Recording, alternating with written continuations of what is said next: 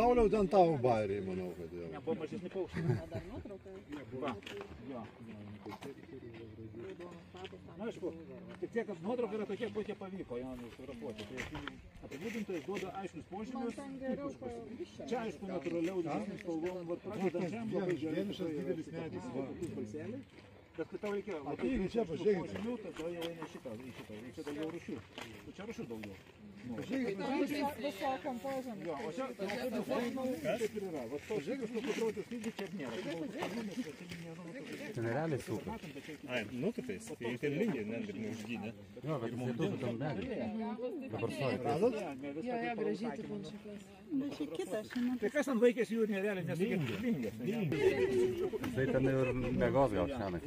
Gal.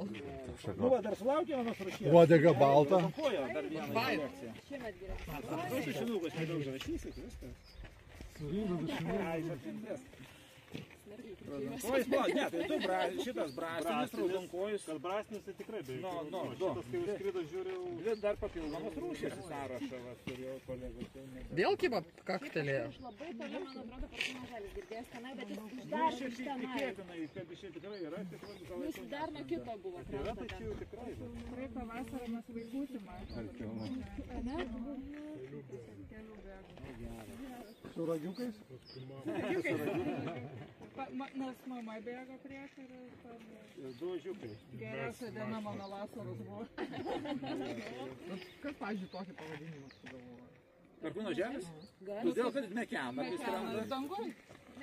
Ne, o perkūnas tai dažniausiai blogo oro skraida. Prieš audrą pradeda skraidyti tokį orą ir tada žmogus kaime sugalvoja perkūną. Matyt, nemato, nes mažas. Nesimato kažkoks perkūno žemės. Nu, tikrai. O tą garsą jis leidžia uodegos plunksnomis, ne iš burnos, ne iš balsas stygos. Ne, ten žuvėdra pačia. Čia žuvėdra, čia dar ne pempė buvo. Pempė labai panašiai. Vėl lingė atvarė prie to erelio. Jo, sukinėjęs aplinkui. Turiniai. Jo, sukinėjęs. Su raida, jo.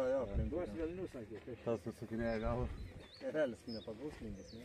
Jo, bet sukinėjęs ant šios. Kokį vaiką iš lizdo išneštų lingiuką. O reiškia, o šiaip lingių tai jau negaudo. Niekad nepagaus. Plėšimas plėšūną rečiau gaudo. Nors esam radę inkilę pas naminę kalėdą sugaudo žvirbinės kalėdos likučius.